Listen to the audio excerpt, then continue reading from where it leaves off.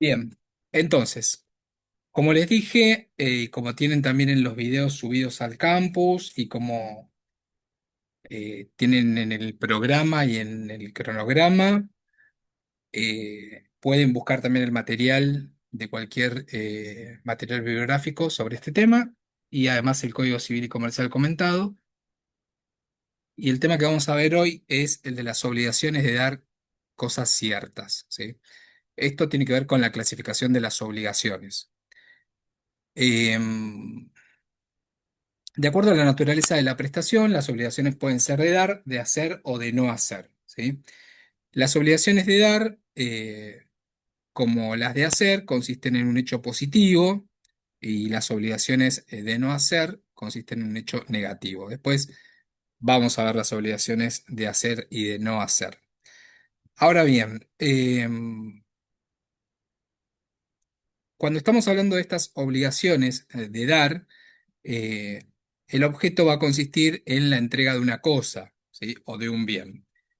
Estas obligaciones de dar se van a clasificar en obligaciones de dar cosas ciertas, obligaciones de género, también denominadas obligaciones de dar cosas inciertas, y obligaciones de dar dinero.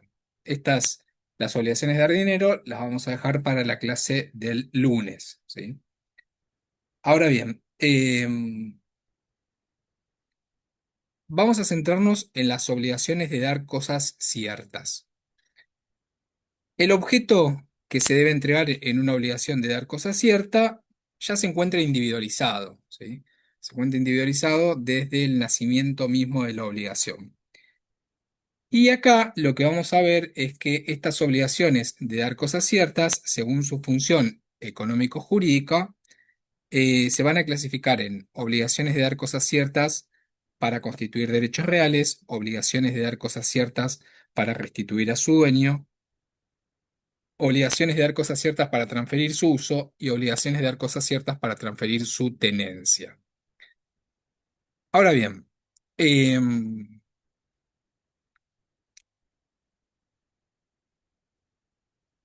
en cuanto a... hay un principio que rige en este tema que tiene que ver con las obligaciones de dar cosas ciertas, que es el del artículo 746, que dice que lo accesorio sigue la suerte de lo principal. ¿Esto qué quiere decir? Si me obligo eh, a entregar un inmueble, se entiende que también me obligo a entregar los bienes muebles que se encuentran adheridos a él. Entonces, el principio de accesión es el que va a regir este tipo de obligaciones. Vamos a adentrarnos en las obligaciones de dar cosas ciertas para constituir derechos reales. ¿Quieren que voy a admitir a alguien? En estas obligaciones de dar cosas ciertas para constituir derechos reales, uno de los elementos neurálgicos es un concepto que es el de la tradición, ¿sí? La tradición es la entrega voluntaria de la cosa. La tradición era propia del derecho romano, era un medio para dar a publicidad cuando se llevaba adelante justamente la entrega de una cosa de parte de un deudor para con su acreedor. ¿Qué es lo que pasa? Por supuesto que la tradición servía en sociedades muy pequeñas, en las cuales la publicidad podía llegar a ser efectiva para dar a conocer quién es el nuevo dueño de esta cosa, pero en las sociedades grandes la tradición no alcanza, con lo cual después vamos a tener que ver que se exige, además de la tradición y del título, para los bienes inmuebles la inscripción en el registro correspondiente. La tradición va a aparecer como un elemento central, vuelvo a repetir, de estas obligaciones de dar cosas ciertas para constituir derechos reales y es el artículo 750 que lo que dice es el acreedor no adquiere ningún derecho real sobre la cosa antes de la tradición. ¿Por qué? Porque antes de la tradición el acreedor tiene un derecho en expectativa, tiene un derecho a la cosa, ¿sí? Ese derecho a la cosa recién se va a convertir en un derecho sobre la cosa cuando se efectivice la tradición. Vuelvo a repetir, cuando hablamos de la tradición, hablamos de la entrega voluntaria de una cosa, ¿sí? Cuando el deudor entrega voluntariamente la cosa para constituir un derecho real en cabeza del acreedor, entonces es ahí cuando pasamos de un derecho a la cosa que tiene el acreedor a un derecho sobre la cosa. Y ahí se perfecciona el derecho real de propiedad. Cuando ustedes vean derechos reales, creo que es la materia que le sigue o la correlativa, después viene, creo que viene contratos y después viene derechos reales, pero bueno, no importa. Eh, Son los derechos que tiene una persona con relación a una cosa, ¿sí? Entonces de esto estamos hablando cuando hablamos de la tradición, de convertir un derecho a la cosa en un derecho sobre la cosa. Y acá tenemos que identificar en la tradición al que se desprende de la cosa, se lo llama tradens, y al que la adquiere se lo llama accipiens, ¿sí? Entonces, el tradens es el dueño de la cosa o es el deudor, y el accipiens, el que la recibe, el que la adquiere, es el acreedor. ¿Estamos bien hasta ahí? Sí, sí, sí. Bien. Sí, Lo que les decía es que cuando estamos Perdón, es Tradens, se escribe tradens, Tradens. Ok, tradens, gracias. Tradens, tradens y accipiens, como ya lo, término que ya utilizamos y ya lo conocemos. Entonces, les decía que cuando estamos frente a bienes inmuebles, ¿sí?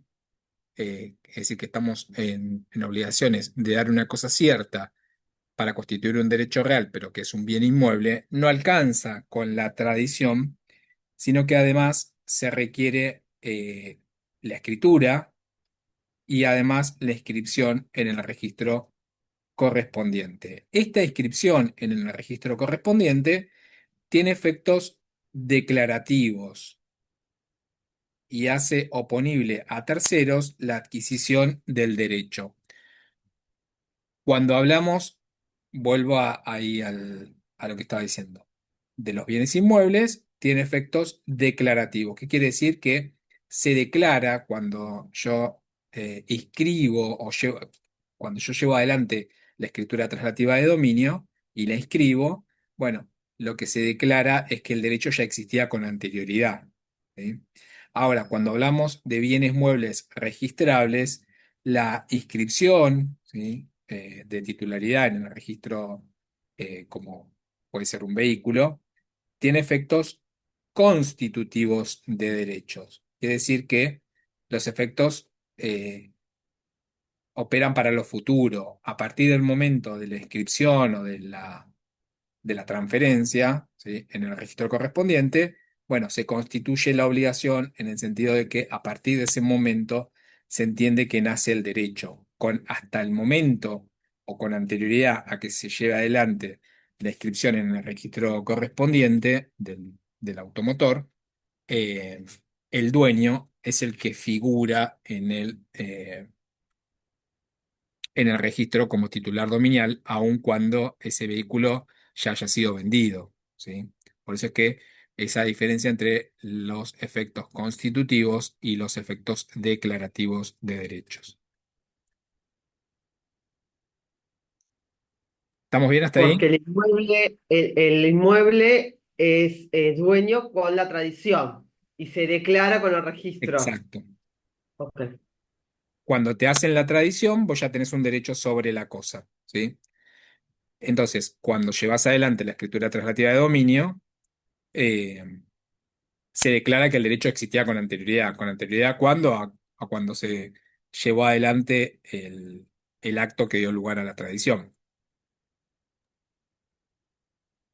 Vieron que sucede que, por ejemplo, no sé, yo compro una propiedad y firmo un boleto de compraventa, pero ya me dan la posesión, ¿sí? Eh, pero bueno, después tengo que esperar a que se haga la escritura traslativa de dominio y que esa escritura se inscriba en el registro de la propiedad inmueble. Bueno, esa inscripción lo que va a tener ese efecto declarativo es en el sentido de decir, yo declaro que esta persona es el dueño desde el momento que se llevó adelante el acto jurídico. ¿Sí? Es decir, opera con efectos retroactivos. En cambio, en lo que tiene que ver con los vehículos, bueno, el efecto es para lo futuro. ¿Sí? Em, la cosa de vida desde que se constituye la obligación hasta que se extingue puede sufrir modificaciones materiales que pueden incrementar su valor. Y acá es el tema este de los aumentos y de las mejoras. Cuando eh, estos, estas mejoras provienen de la naturaleza, hablamos de aumentos, ¿sí? Y cuando estas mejoras que son artificiales porque provienen de la mano del hombre, hablamos de mejoras propiamente dicho. Y acá es muy importante que ustedes diferencien entre tres tipos de mejoras que pueden llegar a plantearse o que pueden llegar a aparecer. Las mejoras necesarias, las mejoras útiles y las mejoras suntuarias. Las mejoras necesarias son aquellas que hacen al mantenimiento o a la conservación de la cosa, que en realidad la conservación de la cosa es uno de los deberes que recae en cabeza del deudor, ¿sí? Eh, el deudor de una obligación de dar cosa cierta para constituir derechos reales, que en realidad es el dueño de la cosa, ¿sí? Hasta que lleve a cabo el acto de la tradición, eh, tiene ciertos deberes. Uno de ellos es conservarla. ¿Sí? Tiene que eh, hacer que la cosa se mantenga en el mismo estado en el que estaba al momento en que se llevó adelante el acto jurídico o se dio nacimiento a la obligación. ¿Qué quiere decir? Si yo le voy a comprar a alguno de ustedes una cosa, ¿sí? Sea mueble o sea inmueble, bueno, hasta el momento que me hagan la tradición, esa cosa se tiene que conservar y se tiene que mantener, porque yo la compré en las condiciones en las que la vi. ¿Se entiende? Si el auto estaba sin choques, sin nada, bueno, sin rayones, sin nada, bueno, tiene que estar en las mismas condiciones eh, en las que estaba. Si el tapizado que tenía era el tapizado que venía de fábrica, bueno, eh, el dueño de la cosa, que es el deudor, hasta tanto se lleve adelante el acto de la tradición, lo tiene que mantener en el estado en el que estaba. ¿Se entiende? Acá de lo que hablamos es, bueno, ¿qué pasa cuando de la mano del hombre se incorporan mejoras? Hablando del ejemplo del auto.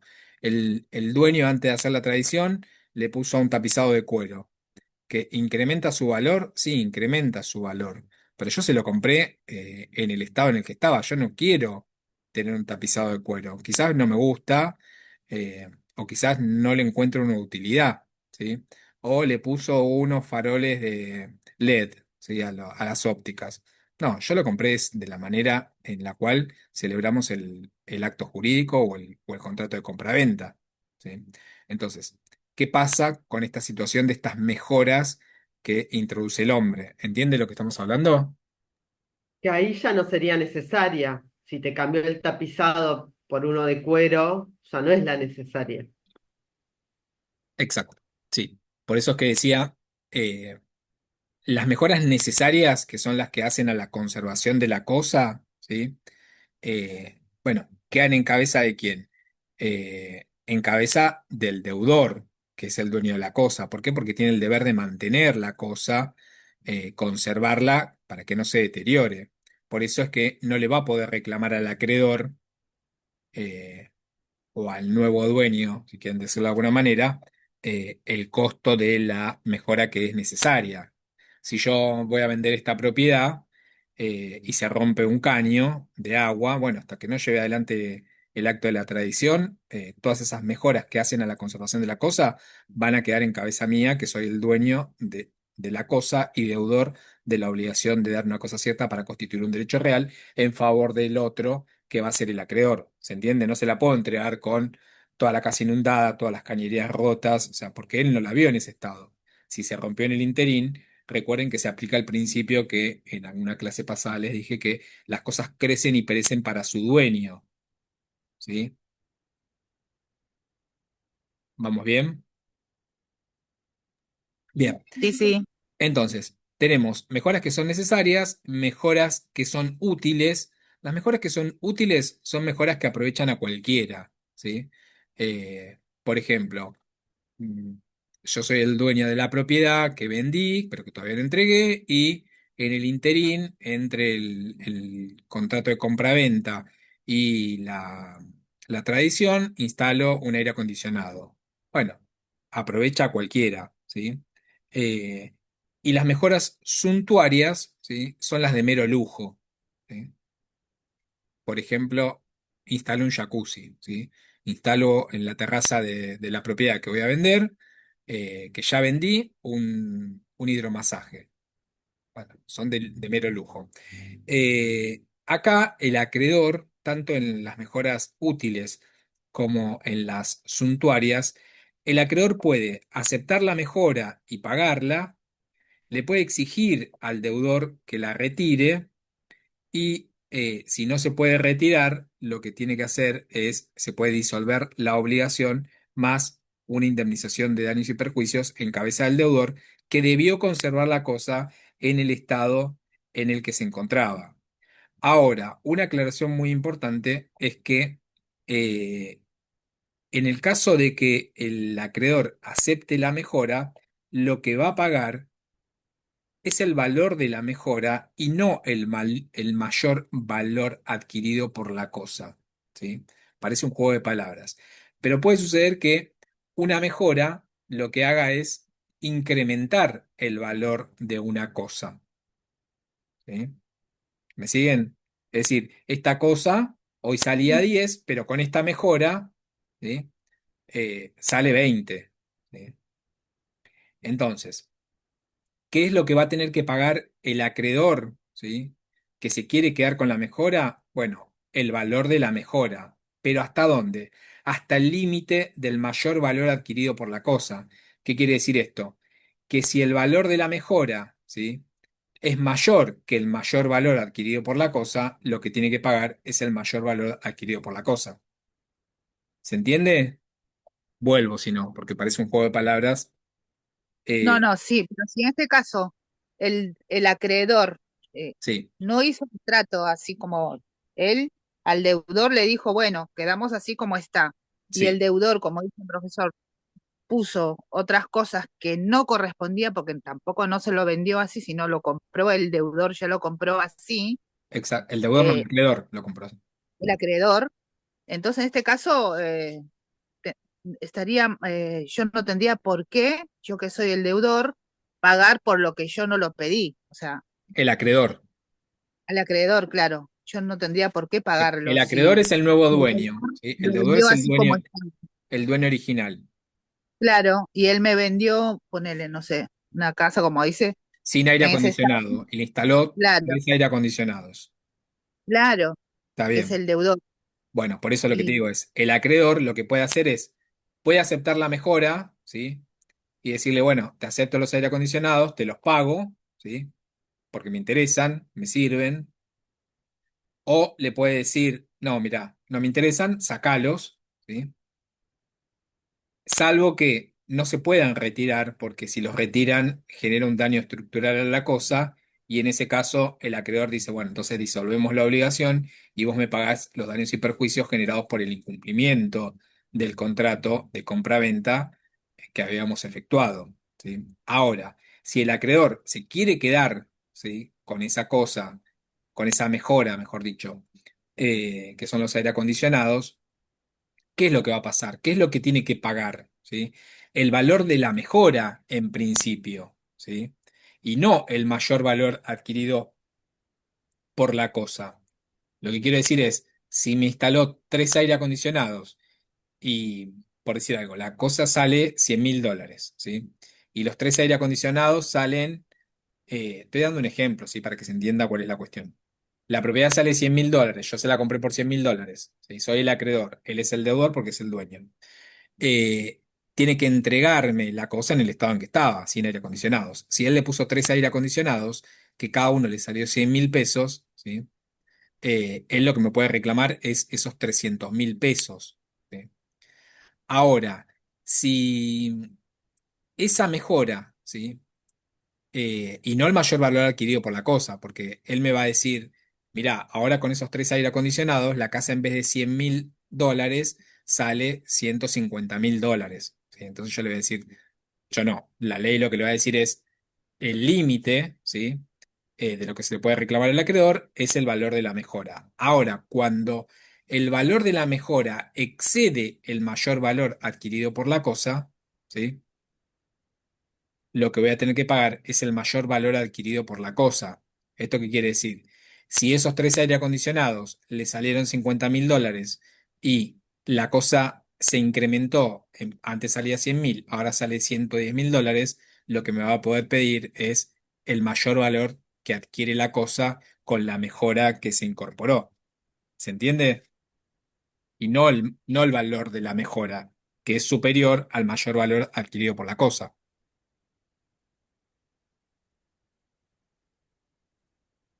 Sí, no, díganme. Sí, ¿y qué pasaría en el caso que en vez de mejora quisiera desmejorar? Tipo, viste el departamento, hiciste el boleto de compra-venta, me pasó a mí, con tres aire acondicionados, uno en cada ambiente, y cuando llega el momento de la entrega dice, mira, los aire acondicionados los saco o te los cobro. Eso no lo pueden hacer. No, no se puede. No, porque tiene que mantener la cosa en el estado en que estaba, ¿sí? Cuando se lleva a Ha cabo pasado.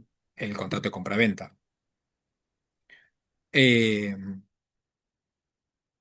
no se puede disminuir el valor de la cosa, ¿sí? Salvo que se haya convenido, ¿sí? Y que se diga, bueno, vamos a reajustar el precio, en vez de venderlo en $100.000, lo negociamos en 70.000, 70.000, no, bueno, 80.000, lo que fuese, pero te saco, no sé, el aire acondicionado, te saco algo que ya formaba parte, por esto de que el principio, ¿sí? Es justamente el de la accesoriedad en el del artículo 746, en el sentido de que lo accesorio sigue la suerte de lo principal, ¿sí? Con lo cual, cuando yo vendo lo principal, también se entiende que vendo los muebles que están adheridos al bien inmueble. Y vale para los artefactos No que importa, están son bienes conectados. muebles que forman parte, que están adheridos, ¿sí? Artículo 746, principio de accesión, ¿sí? ¿Qué pasa con los riesgos de la cosa? El propietario soporta los riesgos de la cosa mientras voy mirando el código, ¿sí? Artículo 755, le dije sí. El propietario soporta los riesgos de la cosa, eh, y acá tenemos que analizar si estamos hablando de deterioro o pérdida con o sin culpa del deudor, ¿sí? ¿Qué va a pasar acá? Se aplica, vuelvo a este principio, el deudor es el dueño de la cosa y las cosas crecen y perecen para su dueño, con lo cual si se pierde para él. También se aumentan para él. ¿Ok? Entonces, en los casos de pérdida, pueden darse dos situaciones, pérdida o deterioro de la cosa. En los casos de pérdida, si la cosa se destruye total o parcialmente o desaparece porque es robada o es puesta fuera del comercio, ¿sí? Por ejemplo, porque la propiedad que había vendido termina siendo,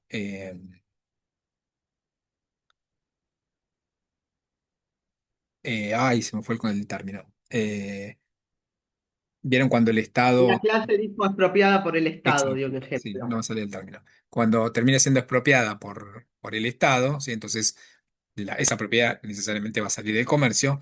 Bueno, acá lo que se va a generar es una imposibilidad de pago, porque yo que soy el deudor, si la cosa se destruyó, si me la robaron, o si es puesta fuera del comercio, no tengo posibilidad de cumplir, ¿sí? Con esta cosa que comprometí, que es esta propiedad. ¿Ok?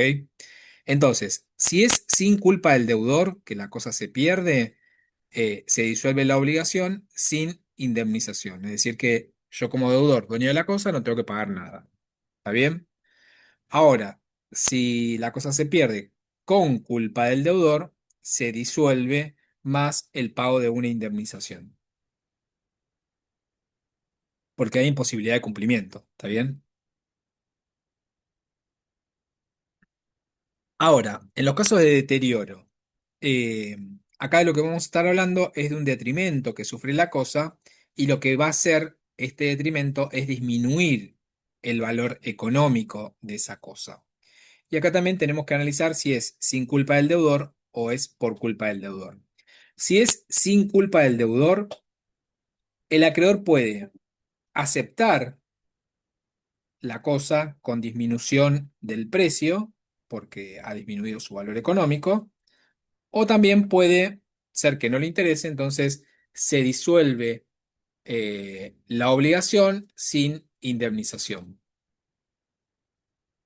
¿Ok?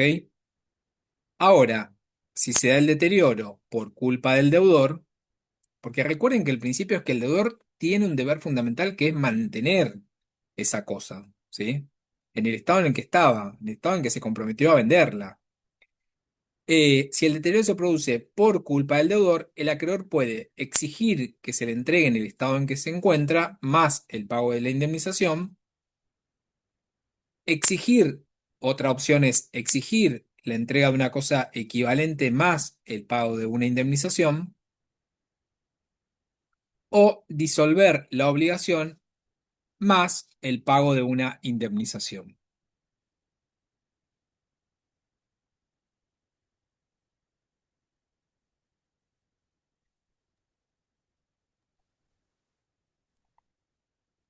¿Estamos bien hasta ahí? Sí, Ahora, un tema que es importante y que tienen que tener bien en claro al momento de estudiar esta cuestión de las obligaciones de dar cosas ciertas para constituir derechos reales, es el caso en el cual el deudor se obligó frente a diferentes acreedores, ¿sí? eh, por supuesto, en perjuicio de estos acreedores.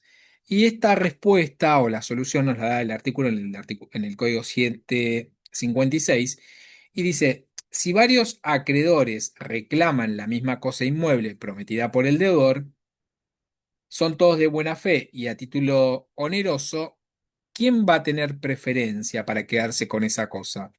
Primero, el que tiene el emplazamiento registral y la tradición, ¿sí? Es decir, aquel que eh, inscribió y se le entregó la cosa.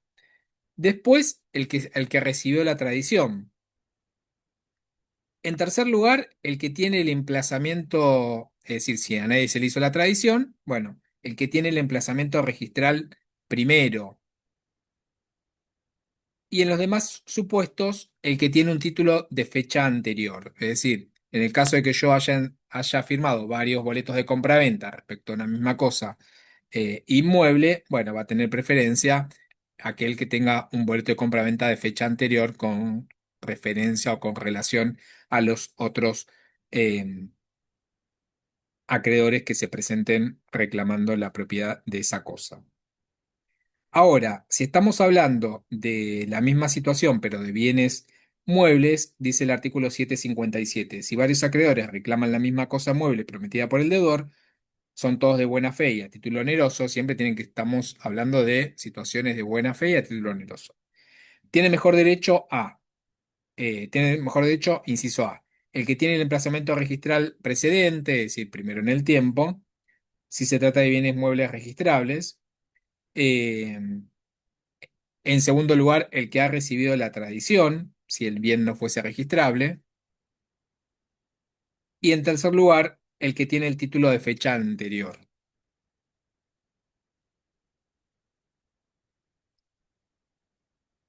Y el artículo 758 contempla qué va a pasar con todos estos acreedores que tienen frustrado, ¿sí?, el derecho sobre la cosa. Y dice, el acreedor de buena fe que resulta frustrado en su derecho conserva su acción contra el deudor de reclamar los daños y perjuicios sufridos. Es decir, le va a poder reclamar al deudor dueño de la cosa antes de la tradición eh, los daños y perjuicios que le hayan generado. ¿Estamos bien? Esto es a sí, grandes sí. rasgos, ¿sí? Igual en el video quizás está un poco más extenso, pero a mí lo que me interesa es que ustedes, al momento de estudiar esto, para que no se confundan, tienen que ponerse en el lugar y decir, bueno, a ver, ¿quién es el dueño de la cosa? ¿Sí? Primero. Y después, ¿este dueño de la cosa es deudor o acreedor? Entonces, en la obligación de dar una cosa cierta para constituir un derecho real, eh, el dueño de la cosa es el deudor porque va a constituir un derecho real en cabeza del otro, ¿sí? Luego de la tradición, etcétera, de la inscripción. ¿Me siguen? Entonces va a ser deudor respecto a un acreedor. Ahora, ¿qué pasa en las obligaciones de dar cosas ciertas para restituir a su dueño? ¿Sí? Acá, el que va a ser el acreedor es el dueño de la cosa, y es el caso del contrato de locación, ¿sí? El ejemplo del inquilino. Eh, cuando se lleva a cabo el contrato de locación y tenemos un locador y un locatario. El locador es el dueño de la cosa que la da en locación a un locatario. Bueno, el, al vencimiento del contrato, este locatario o inquilino, como quieran llamarlo, tiene la obligación de dar esa cosa cierta para restituirla a su dueño, que es el locador, que es aquel que le dio esa cosa en locación. ¿Se entiende?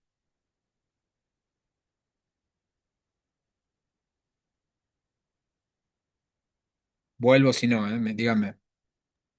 Sí, lo repite, por favor. Sí, lo que decía es que en estas obligaciones de dar cosas ciertas para restituir a su dueño, como el ejemplo que ustedes tienen en el video y de cualquier manual que puedan llegar a buscar, el tema es el del contrato de locación, en el cual tenemos el dueño, que va a ser el locador, ¿sí?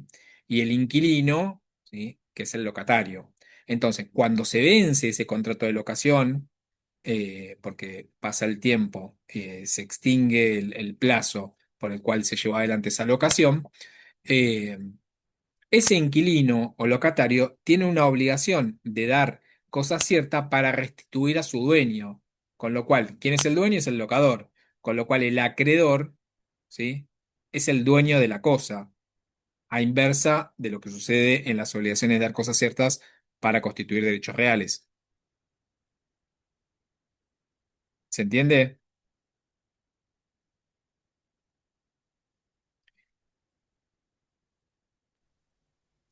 Eh, dígame si no, ¿eh?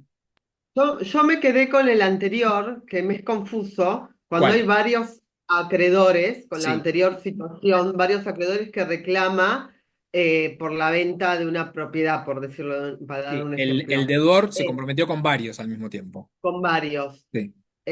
Cuando uno de esos fue dañado porque fue de buena fe y en realidad se lo va a quedar el primero porque tiene título registrable, ¿entendí? Si se lo dio a varios, el que tiene derecho sobre la cosa es el título registrable. Título Entonces, registrable y se le dio la tradición, ¿sí? Si no hay título registrable, bueno, pasará en segundo lugar a aquel que tiene la tradición. Si no se le hizo la tradición a nadie, así funciona. porque si hay uno que, no, que tiene registrable, pero no fue el que la tradición, ¿se entiende mi pregunta o no se da esos casos? Por ejemplo, me lo puso a mi nombre el departamento, tengo registrado, pero se lo entregó a X, yo no tengo la posesión. ¿Puede ser ese Sí, que caso? no te dio la tradición, o sea, te lo escribió, pero Claro. no te dio la Tengo posesión, el no te dio título, la pero no tradición. me dio la tradición. Bueno, en realidad, ese cede su lugar a aquel que tiene la tradición. Ah, ok. Porque hay, o sea, fíjate el orden de preferencia del 756. Primero el que tiene el emplazamiento registral y la tradición. ¿Sí? Las dos, pues. Claro. En segundo lugar, el que recibió la tradición. ¿Sí? Ok. Si nadie Si recibió yo la voy como tradición, acreedora. si nadie recibió la tradición, vamos al tercer supuesto que es el que tiene el emplazamiento registral. ¿Sí? Primero, en el tiempo. Ah, ¿Sí? Si pero si nadie, alguien. si nadie Bien. tiene el emplazamiento registral, vamos a la cuarta situación, que es el que tiene el título con una fecha anterior en el tiempo. ¿Sí? Se aplica, hay un principio en los derechos reales que es primero en el tiempo, primero en el derecho. ¿Sí? Ok, No sé si alguna vez lo perfecto. escucharon. Yo voy como acreedora a ese primer dueño que vendió, pero ya no sobre esa propiedad. No, Yo hago una demanda y ya esa propiedad, porque esa a buena propiedad. fe, queda fuera del litigio. Exacto. ¿Sí? Porque Gracias. el límite, ¿cuál viene a ser? ¿Cuál vuelve a ser? ¿Sí? Claro, onerosos de buena fe. A El esos no tercer se los toca. subadquirente de buena fe y a título oneroso. Contra él no Ok, procede ninguna acción, ¿sí? claro. Yo tengo que ir al dueño, el primero que vendió. El Al que los deudor. vendió a todos. El deudor. El al deudor deudor. de la obligación de dar cosa cierta para constituir un derecho real, que era el antiguo dueño.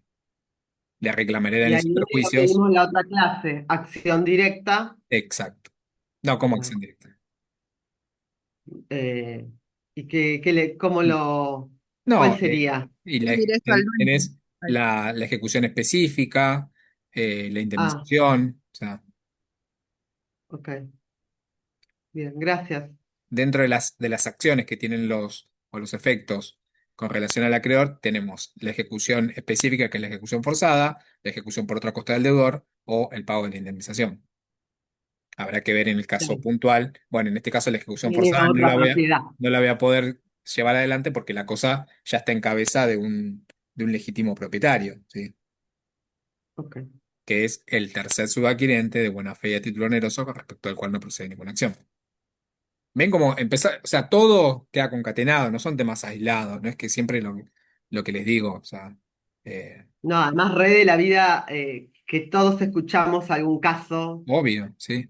Sí, digamos, yo empiezo a relacionar con cosas que me han contado, situaciones familiares, cosas obvio. siempre necesito un Sí, abogado. sí, no, no es o sea, lo que tiene justamente esta materia es que la aplicación es, la aplicación práctica es para todo lo que vivimos en nuestras realidades, no es que es algo, eh, no sé, no es un supuesto,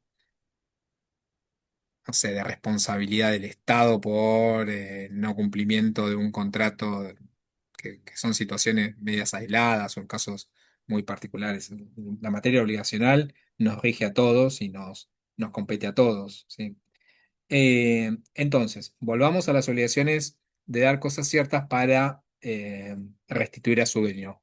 ¿Se quedó claro, digamos, de qué estamos hablando? Acá lo que estamos hablando es que en algún momento, ¿sí? El deudor tiene que restituir al acreedor esa cosa cierta, por eso es que este dueño es el acreedor de esta obligación de dar cosa cierta. Bien, entonces, las mejoras necesarias, eh, volviendo al tema de las mejoras necesarias, ¿por quién les parece que tienen que ser abonadas?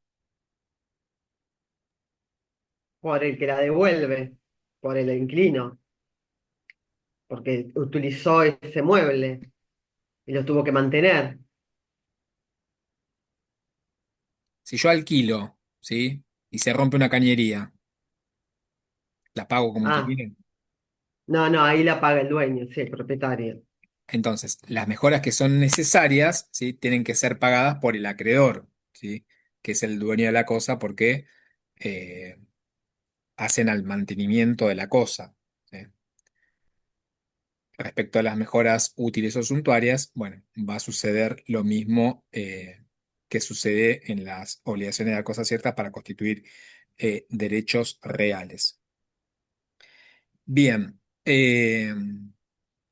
Profe, y en cuanto, y el tiempo del deudor que tiene que entregar la cosa, ¿cuánto tiempo tiene que ser desde el momento que y hicieron el no, y trato? bueno, al vencimiento del contrato, ¿sí? Por ejemplo, un contrato de locación, al vencimiento del contrato, el deudor tiene que restituir la cosa a su dueño. ¿Por qué? Porque justamente me das el pie para que haga la pregunta. ¿Por qué tiene que entregarla ahí? Porque la obligación, es una obligación con fecha, con plazo, Entonces, y es de término, es de, ay, tiene que ver con un Ah, tema que sí. vimos. resolución, resolutiva. Sí, pero ¿qué pasa? O sea, al vencimiento del término, el término, recuerden que es el momento final del plazo. Sí, es ¿Opera qué cosa? operativa.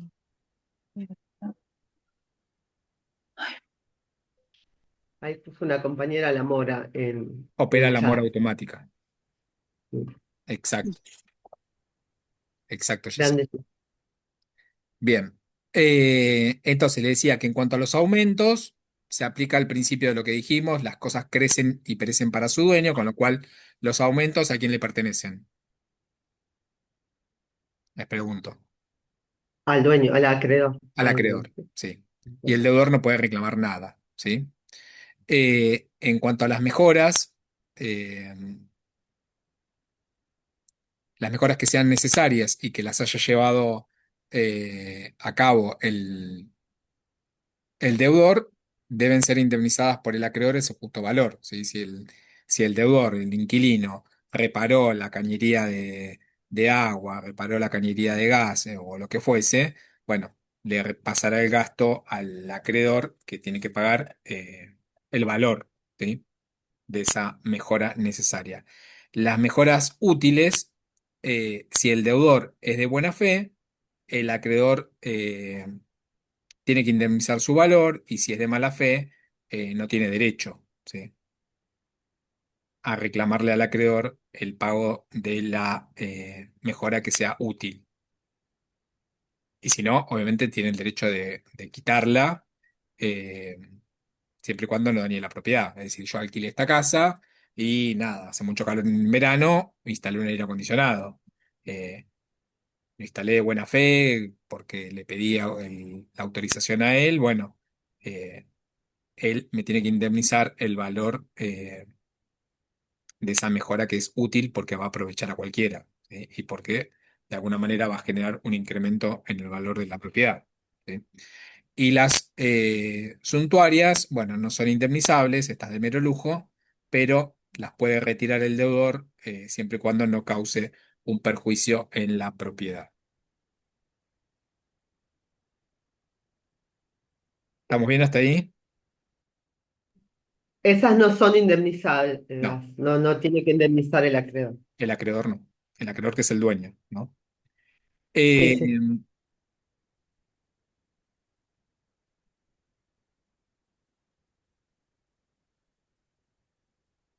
En este análisis de las obligaciones de dar cosas ciertas para restituir a su dueño, lo que tenemos que analizar es si, si el deudor o el obligado a restituir o el obligado de una obligación de dar cosas ciertas para restituir a su dueño es poseedor de buena o de mala fe, ¿sí? Porque puede ser que estemos hablando, un caso es el contrato de locación, pero puede ser que alguien me haya ocupado una propiedad, ¿sí? Y que al final de un juicio eh, tenga que devolverme esa propiedad, ¿sí? A mí que soy el dueño de esa propiedad y que soy el acreedor de esta obligación de dar cosa cierta para restituir a su dueño. ¿Se entiende lo que quiero decir? Bien, Sí, sí. bien. Entonces, si el deudor es poseedor o es tenedor de buena fe, ¿qué pasa con los frutos? ¿Sí? Los frutos son eh, aquellas... esperen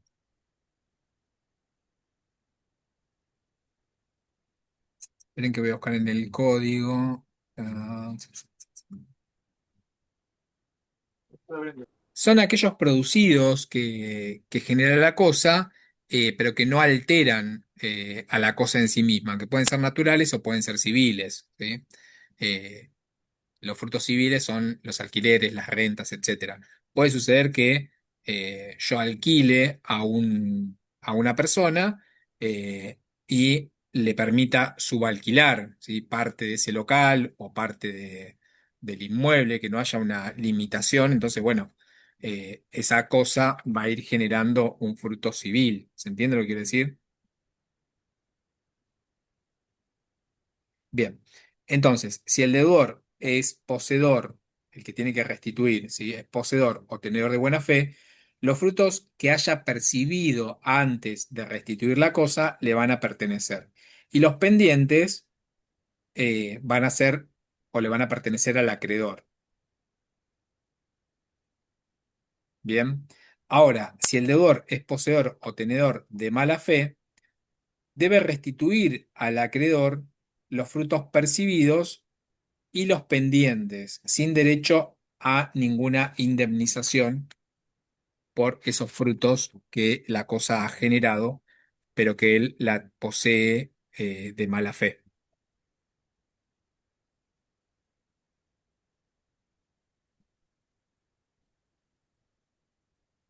¿Cómo se llaman los frutos de después de la restitución? ¿Cómo se llaman? ¿En qué sentido? Como dijo un nombre, los nombró, Pendientes. Pendientes. ¿cómo? Pendientes.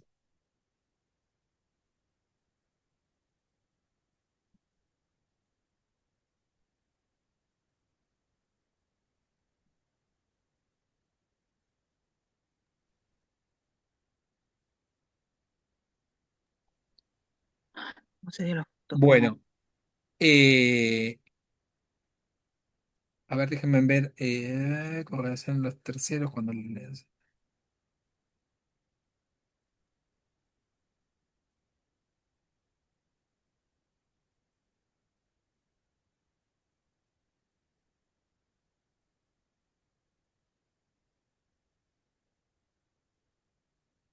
Bueno, ¿y qué pasa con los efectos con relación a terceros? Está regulado en los artículos 760 y 761. Fíjense en lo que dice. Artículo 760. Entrega de la cosa a quien no es el propietario. Y acá está diferenciado en bienes no registrables y bienes registrables. El artículo 760 habla de los bienes no registrables, es decir, no sé, un celular o lo que fuese, ¿sí? Algo que no se registra. Con relación a terceros, cuando la obligación de dar cosa cierta tiene por fin restituirlas a su dueño, si la cosa es mueble no registrable, y el deudor hace a título oneroso tradición de ella a otro por transferencia, es decir, que se le entrega a un tercer subadquirente de buena fe y a título oneroso, el acreedor, que es el dueño de la cosa, no tiene derecho contra ese subadquirente de buena fe y a título oneroso, ¿sí? Sino solamente cuando la cosa le fue robada o se ha perdido. En todos los casos, lo tiene contra el poseedor o subadquirente que es de mala fe, ¿sí? Entonces ahí tendrá la ejecución forzada para volver a recuperar la posesión de esa cosa. ¿Se entiende? Sí, sí. Perfecto. Ay, no puedo. Eh, En cuanto a los bienes registrables, dice el artículo 761, si la cosa es inmueble o mueble registrable, el acreedor tiene una acción real contra los terceros que sobre ella aparentemente adquirieron derechos reales o que tengan en su posesión cualquier contrato hecho con el deudor. Es decir, acá sí hay acción, ¿sí? ¿Por qué? Porque se va a aplicar un principio que es que nadie puede transmitir un mejor derecho del que posee. Este es otro de los principios rectores de los derechos reales y es que nadie puede transmitir un mejor derecho del que posee. Es decir, si yo no soy el dueño de la cosa, no puedo transmitir en carácter de dueño algo que no es mío. ¿Ok? Como por ejemplo sería eh, propietario de un terreno y que se metan Claro. a vivir y Sí, tengo que demostrar yo con soy el con dueño de un terreno y me entero que el que lo estaba poseyendo se lo vendió a Pedro. O sea, documentos. entonces, digamos, tengo acción para recuperar una acción real para recuperar esa propiedad, ¿sí? Eh, Porque justamente el que estaba poseyendo no tenía derechos, ¿sí? Nadie puede ceder o transferir un mejor derecho que el que posee. Si él no era el dueño, jamás podría transmitir el carácter de dueño a alguien si él no tenía ese derecho. Claro. Bien, también las obligaciones de dar cosas ciertas pueden ser para transferir su tenencia y para transferir su uso, ¿sí? Y acá, en lo que tiene que ver con transferir su tenencia, va a aparecer el tema del contrato de depósito, eh, en el cual el depositario, que es el que recibe dentro del marco del contrato de depósito una cosa, que la tiene que cuidar, la tiene que conservar, tiene derecho a que se le reembolsen los gastos de mantenimiento, etcétera. El depositario, cuando vence el contrato de depósito, tiene que restituir la tenencia al depositante, ¿sí? O cuando se vence el término, o cuando el depositario lo solicite, ¿sí? Si yo contrato una baulera, ¿sí? Y doy en depósito eh, una cosa para que me la guarden, para que me la cuiden, bueno, cuando yo la quiero como dueño, ¿sí? Eh, Y acá entonces, ¿quién les parece que va a ser el acreedor? El depositante, ¿no? El depósito, los dueños del depósito. ¿Quién es el acreedor?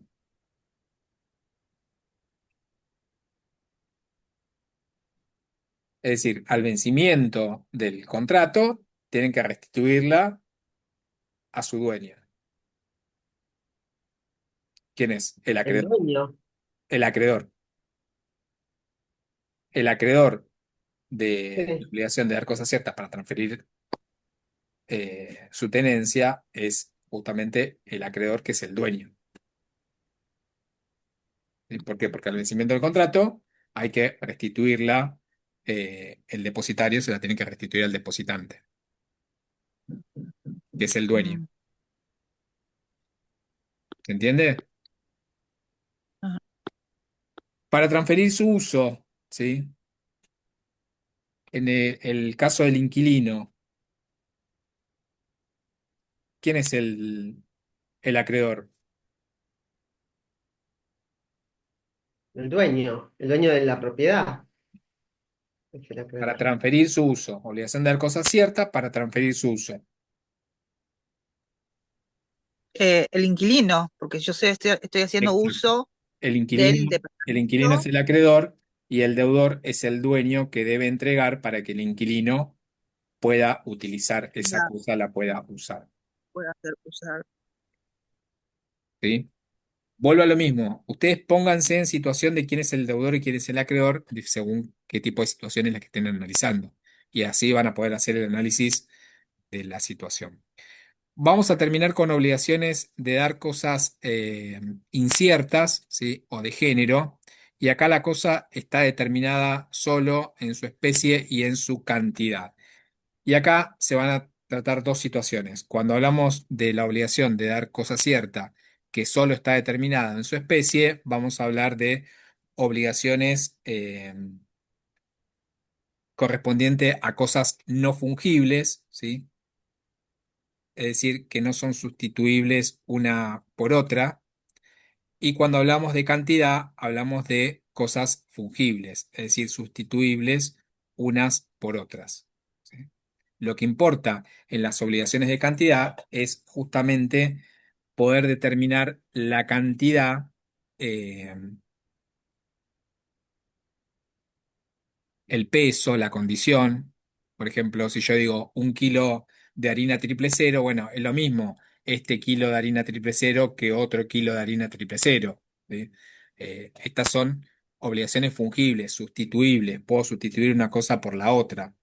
En ambos casos, eh, hay un momento determinado que se llama la individualización de la cosa.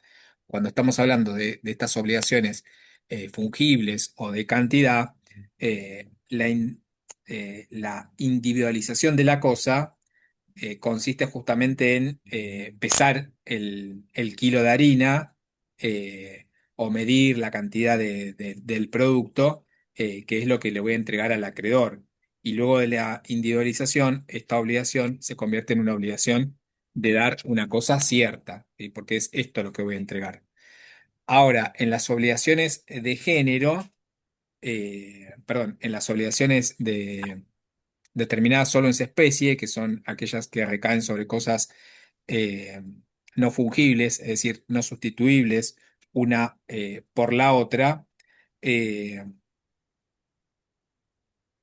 la individualización debe llevarse a cabo mediante la elección de la cosa. No sé, por ejemplo, si dijésemos la entrega de un caballo de carreras, es un género el que está determinado, pero dentro del género hay determinadas particularidades que van a diferenciar, ¿sí? O que van a permitir diferenciar la cosa de vida. Por ejemplo, si yo estoy hablando de un caballo de carreras, bueno, en realidad un caballo de carreras que sea un potrillo, ¿sí? Entonces, no es lo mismo este caballo de carreras que otro caballo de carreras. ¿sí? Porque dentro del género hay determinadas características particulares que permiten diferenciar una cosa de la otra. Si yo digo, bueno, un libro, ¿sí? Bueno, no es cualquier libro. O sea, ¿cuál es el libro? Bueno, va a depender de justamente cuál sea el objeto de la obligación, aquello que reviste el interés del acreedor. El libro de cocina en idioma inglés, traducido al español en su primera edición, ¿se entiende? Entonces, cuando se practica esa individualización, es entonces que se convierte en una obligación de dar cosa cierta, ¿sí?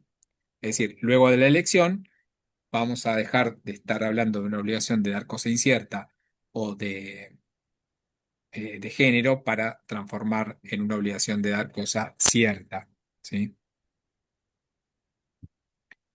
Y en cuanto a la elección de la cosa, bueno, quién la realiza va a depender de la voluntad de las partes y ellas pueden pactar, ¿sí?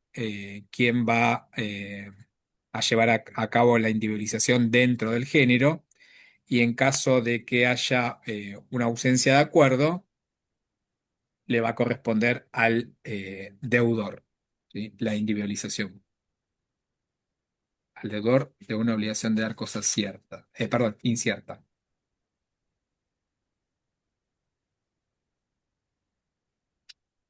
Y fíjense en lo que dice el artículo 763, que dice, antes de la individualización de la cosa debida, el caso fortuito no libera al deudor, ¿sí? ¿Por qué? Porque recordemos que las cosas crecen y perecen para su dueño.